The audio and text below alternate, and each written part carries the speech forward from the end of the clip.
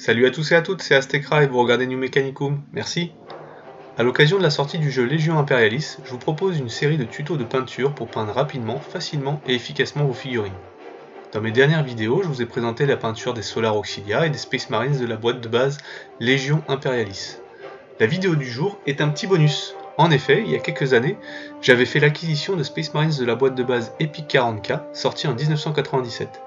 Les figurines étaient plus petites et bien moins détaillées, mais je trouve qu'elles conservent à ce jour un charme rétro qui me plaît beaucoup. Et vous pourrez constater que malgré leur ancienneté, en appliquant des techniques de peinture actuelles et en les soclant de la même manière que mes autres figurines, les Space Marines Epic s'insèrent, je trouve, parfaitement bien dans une armée Légion Imperialis. Vous verrez aussi que j'ai un peu mixé les figurines entre elles, vous verrez des scouts dans les Marines tactiques, alors c'est une entorse à l'historique mais je trouve ça bien fun. J'ai même fait quelques socles sur lesquels j'ai mélangé Marines Epic de 97 et Marines de 2023. N'hésitez pas à me dire ce que vous en pensez dans les commentaires. Comme je l'expliquais dans ma vidéo précédente, ne vous laissez pas intimider par la petite taille des figurines. Rassurez-vous, tout ce que je vous présenterai sera extrêmement simple et basique, pas besoin d'un niveau de peinture ni d'une précision incroyable. En fait, le principe en peignant des toutes petites figurines, c'est de réussir à tromper l'œil en ajoutant des petites touches de couleur sur quelques points particuliers de la figurine. C'est aussi simple que ça. Mon but ne sera pas de peindre à un niveau expert, mais uniquement de chercher à donner une impression globale de cohérence visuelle à mon armée, lui donner une unité visuelle harmonieuse avec ici et là quelques ajouts de couleurs contrastants. Quoi qu'il en soit, pour commencer, j'ai soclé l'ensemble de mes figurines pour Légion Imperialis avec les mêmes méthodes que je vous ai présentées jusqu'à présent. L'idée c'est de représenter un sol accidenté, recouvert de ruines et de débris, dans une zone de combat plutôt urbain, avec quelques éléments de relief. J'ai fait une vidéo plus détaillée sur la façon de socler mes figurines de Légion Imperialis, je vous invite d'ailleurs à aller la consulter si ça vous intéresse. C'est important d'accorder un peu de temps à vos socles, car elles permettent d'apporter un narratif et du contraste à l'ensemble de la figurine.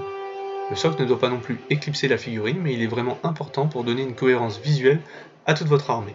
En utilisant la même méthode de peinture et de modélisme sur l'ensemble des socles de votre armée, on renforce l'impression d'unité. Et ça, même si les livrets et les schémas de couleurs seront différents entre vos figurines. Pour la sous-couche, je commence toujours par une base de noir, suivie d'un zénithal de blanc, en l'occurrence du Chaos Black, puis du Grey Seer. C'est un peu plus gris que blanc, mais c'est à peu près pareil. J'utilise des bombes citadelles color, même si n'importe quelle peinture de commerce peut convenir. L'importance de la sous-couche est de protéger la figurine et de la préparer à la peinture en accentuant les ombres naturelles et les éclaircissements. Cette étape va renforcer l'effet des peintures citadelles contraste sur laquelle je base pas mal ma peinture, en accentuant encore plus justement ce contraste. Cette étape est encore plus essentielle sur les figurines de Légion Imperialis, parce que vu leur taille, les détails étant très fins, il est important de mettre le moins de couches de peinture possible pour préserver au maximum ces détails. J'utilise les peintures citadelles couleur parce que j'aime leur échéancier de couleur et qu'elles sont faciles à se procurer. Toutefois, vous êtes libre d'utiliser n'importe quelle peinture du commerce, et j'irai même plus loin pour économiser des sous, privilégier les mélanges afin de limiter le nombre de pots à acheter. Pour peindre mes Space Marines, je me suis inspiré des livres Horus Heresy sortis il y a quelques années par Forge World, mais qui ne sont malheureusement plus disponibles à ma connaissance. J'adore les World Eaters, en fait j'en ai toute une armée que j'avais peint et montée pour Horus Heresy, et j'ai simplement adapté mes techniques de peinture en les simplifiant pour Légion Imperialis. C'est un schéma de couleurs très simple et percutant à dominante blanc et bleu, avec quelques touches de doré pour contraster. On va commencer par peindre les bordures qui seront dorées. On commence avec une base de Warplock bronze. Ça va permettre de commencer à construire une couleur dorée métallique. Utilisez un pinceau assez fin, mais ne vous inquiétez pas si vous dépassez. Les bordures ne sont pas sculptées ni sur l'armure des sergents des Marines Epic 40K, ni sur l'armure Corvus des figurines de la boîte de base Légion Imperialis. Mais j'ai quand même ajouté quelques petites touches ici et là sur les bords des épaulettes et sur les clous de service. Il est inutile d'être trop précis à ce stade, car les erreurs seront rattrapées dans les phases d'après. C'est d'ailleurs pour ça qu'on commence par les bordures avant de peindre le reste de l'armure. C'est plus facile dans ce sens-là. L'intérêt des peintures bases, c'est qu'elles sont très concentrées en pigments, si bien que même sur une sous-couche claire comme le blanc, le pouvoir couvrant de la peinture sera plus élevé que sur une couleur de type layer.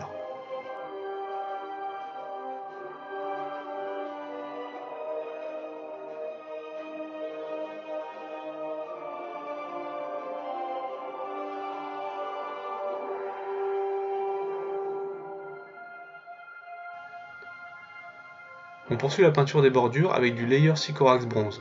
Pareil que pour la couche précédente, inutile d'être trop précis, si vous dépassez, c'est pas grave, on corrigera ça plus tard.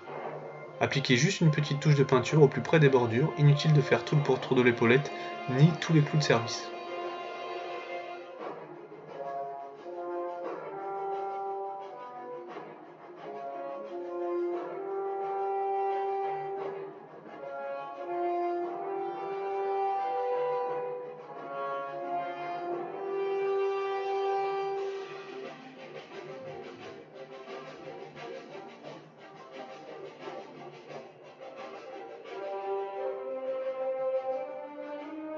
Pour l'armement, le pactage dorsal et tout ce qu'on voudra rendre métallique, on utilisera du base Leadbeater. Là encore, inutile d'être précis à ce stade car les erreurs seront attrapées dans les phases d'après.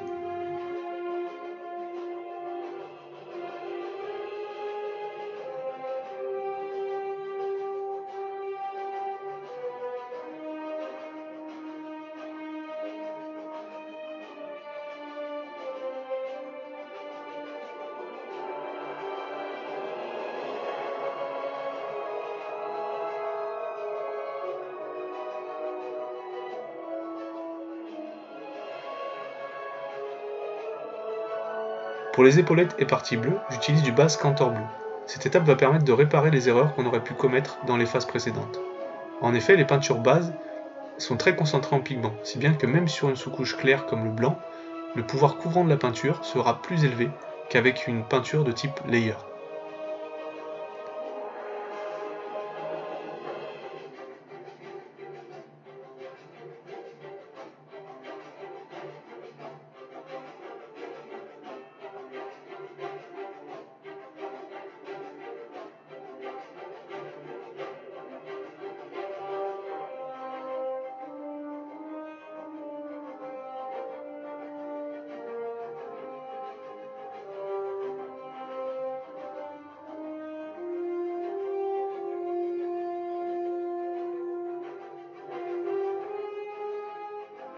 Ajoutez des petites touches de layer Wiscar sur les parties de l'armure les plus exposées à la lumière. C'est un premier éclaircissement qui servira d'une part à renforcer le contraste de la phase d'après, et d'autre part à éventuellement réparer les petits dépassements qui auraient pu être faits dans les phases précédentes.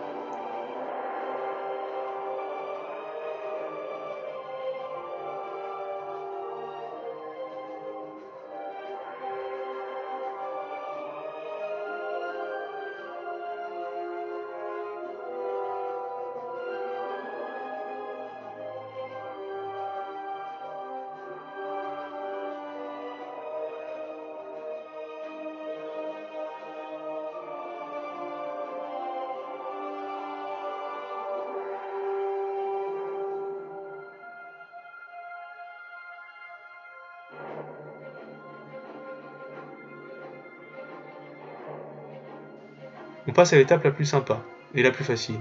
On va venir réaliser un lavis intégral de Shade Drakenhof Nightshade. Le lavis va permettre de lier les couleurs entre elles. Il va se mettre dans les creux de la figurine pour renforcer les ombres naturelles et faire ressortir les détails. Vous pouvez y aller sans trop de précision, évitez juste que le lavis ne stagne dans les recoins, ce qui aurait pour effet de diminuer le niveau de détail de vos figurines. Le fait d'avoir sous-couché les figurines avec le blanc zénital, puis éclairci en blanc, ça va en fait permettre d'accentuer le contraste apporté par le lavis.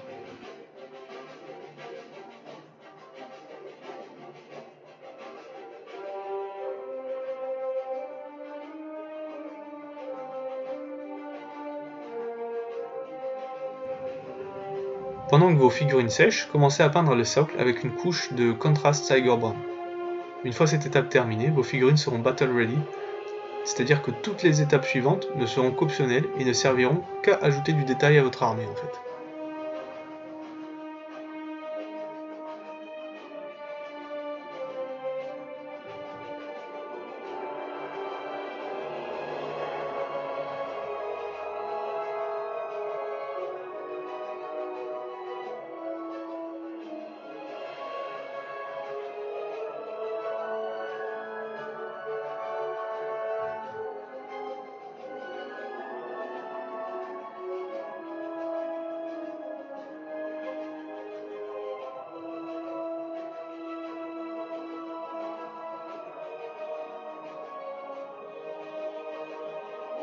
Si vous souhaitez aller plus loin dans le détail, et une fois que vos figurines sont bien sèches, on va éclaircir les figurines.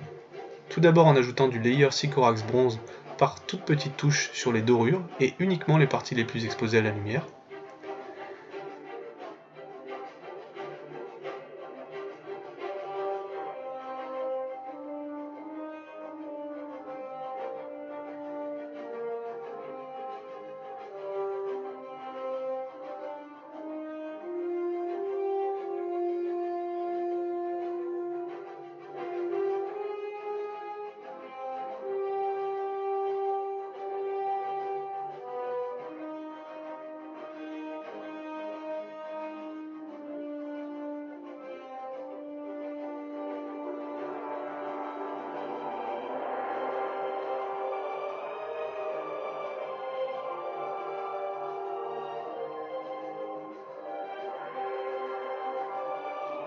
Éclaircissez ensuite les parties métalliques avec du layer Iron Breaker. Insistez uniquement sur les zones les plus exposées à la lumière. Inutile d'être trop précis ni exhaustif. Si jamais vous dépassez, c'est pas grave, ça rajoutera un effet de dommage de bataille.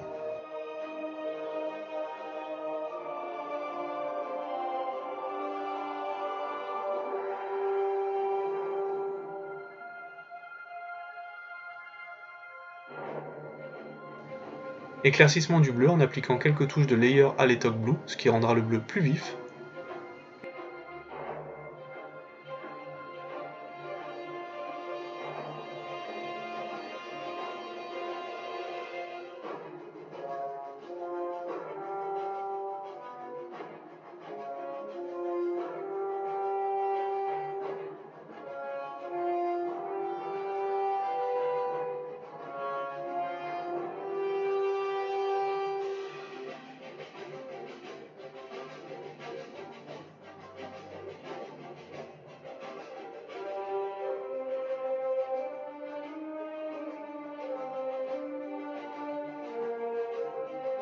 Éclaircissement du blanc avec du layer White Scar pur.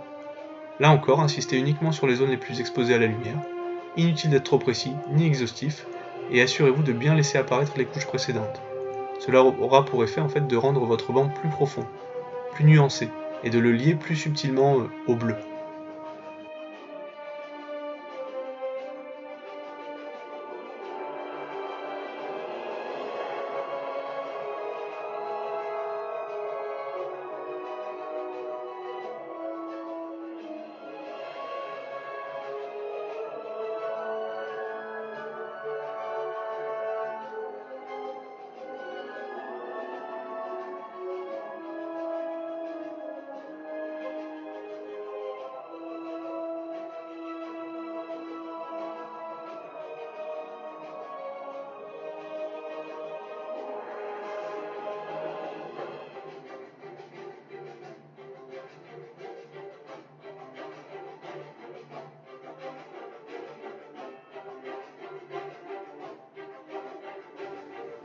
Pour les zones de peau, je ne me prends pas la tête. Sur une couche de blanc, je me contente à ce niveau de passer une couche de Contrast Fire Slayer Flèche.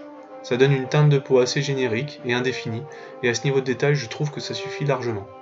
Il faut laisser la magie des peintures contrastes opérer.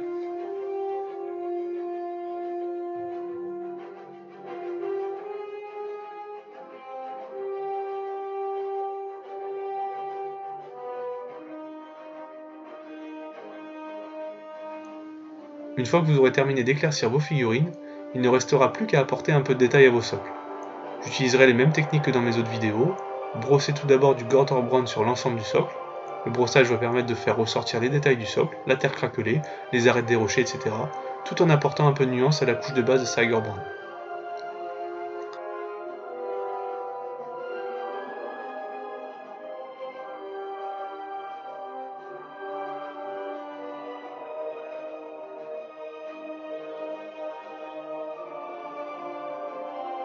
Appliquez ici et là quelques touches de base Mechanicus Standard Grey sur toutes les formes du socle qui vont faire penser à des débris, des formes un peu carrées, géométriques, plus artificielles que naturelles. Quelques touches ici et là, hein, attention, n'en faites pas trop. Et il est encore une fois absolument inutile d'être précis. L'idée c'est en fait de varier les teintes afin d'apporter du réalisme, un narratif et du contraste à l'ensemble. Brossez la terre avec cette fois-ci le Baneblade Brown, qui va donner une teinte plus claire et ajouter encore du contraste au socle.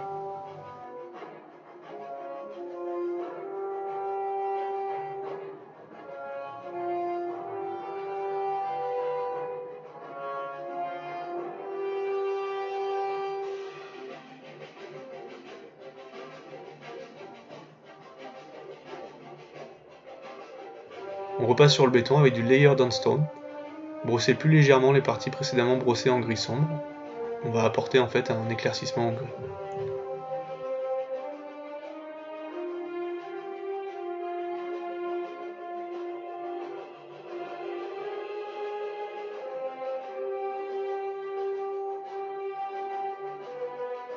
Un léger brossage de Nurgling Green en insistant sur les bords du socle et avec un mouvement du bas vers le haut, comme pour simuler un effet de radiance du sol touché par des armes radioactives et toxiques.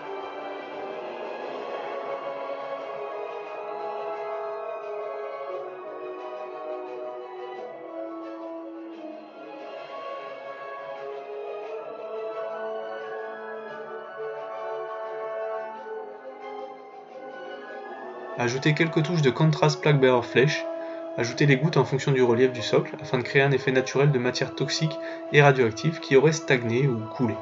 Ça renforcera le narratif autour de la figurine, et se bat dans un sol boueux, une terre ravagée et radioactive néfaste, qui est très à propos pour les champs de bataille du monde de Talarn sur lequel mes armées sont supposées combattre. Enfin pour terminer, repeignez les bords du socle avec du Rhinox Hide pour donner une finition plus nette à la figurine.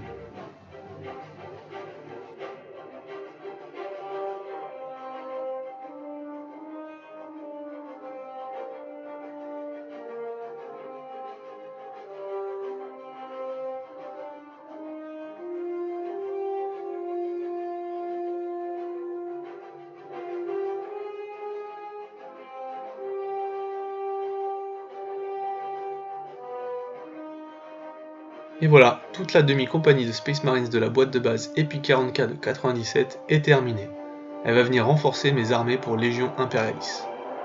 La méthode que j'ai utilisée pour peindre les Space Marines ancienne version est largement transposable pour les World Eaters version Légion Imperialis. J'en ai même peint d'ailleurs un aux dimensions actuelles sur un socle un peu spécial.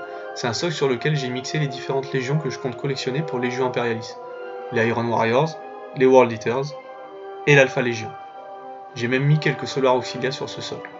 Je vous l'avais présenté dans ma vidéo de montage de la boîte de base, il s'agit en fait de mon haut commandement. Il n'a aucune raison d'être en termes de gameplay, mais je trouve bien cool. N'hésitez pas à me dire ce que vous en pensez dans les commentaires. Qui sait, et peut-être que même un jour, dans un supplément futur, Games Workshop fera des règles pour un commandement suprême, un haut commandement. Je sais pas. En bonus, j'ai peint les motards Epic 40K aux couleurs de l'Alpha Légion. À l'heure où j'enregistre cette vidéo, les patrouilles de reconnaissance ne sont pas encore sorties. Mais Games Workshop l'avait teasé il y a quelques mois. Vous pourrez trouver ça sur le site de Warhammer Community ou plus généralement sur internet. Les motos, les jetbikes, les speeders ont été annoncés. Il n'y a donc plus qu'à attendre, et soyez sûr que dès qu'ils seront sortis, j'en ferai de l'Alpha Légion. Je ne pense pas que je ferai de vidéo sur l'analyse des règles, mais l'Alpha Légion est à mon sens l'une de celles qui bénéficient des règles les plus dingues de toutes les légions.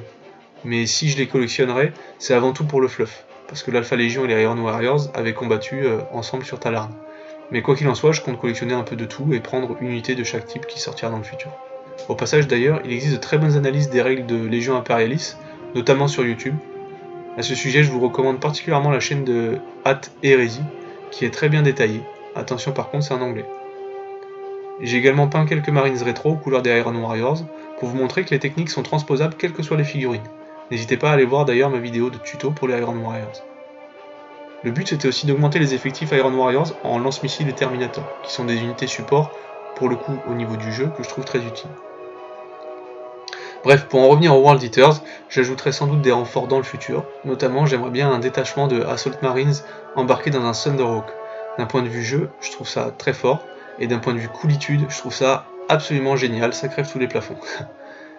Du coup j'ai pas mal de figurines qui en termes de jeu ne sont pas très legit, mais c'est pas grave.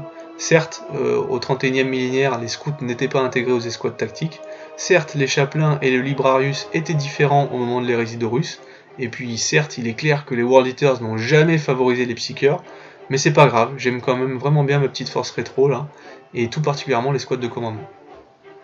J'espère que ça vous aura plu également, n'hésitez pas à le faire savoir dans les commentaires. Pour le futur, il ne restera plus qu'à peindre les titans de la boîte de base Légion Imperialis. Je ne sais pas combien de temps ça me prendra, mais j'essaierai de les peindre rapidement. En attendant, si vous voulez de l'inspiration, j'ai déjà proposé du contenu pour quelques légions de titans Renega. N'hésitez pas à aller voir mes vidéos plus anciennes. Merci de m'avoir suivi jusque là, et encore une fois j'espère que cette vidéo vous aura plu. Je reçois de plus en plus de commentaires très positifs, ça fait vraiment extrêmement plaisir et ça m'encourage à continuer. Un grand merci à vous et à vous abonner. Continuez à suivre ma chaîne si vous voulez des conseils à peinture pour obtenir une armée de manière super simple, rapide et efficace. Comme d'habitude, si la vidéo vous a plu, n'hésitez pas à liker, à partager, à laisser un commentaire et à vous abonner à ma chaîne. Je vous dis à très bientôt pour une prochaine vidéo. Merci à tous et à toutes. Ciao.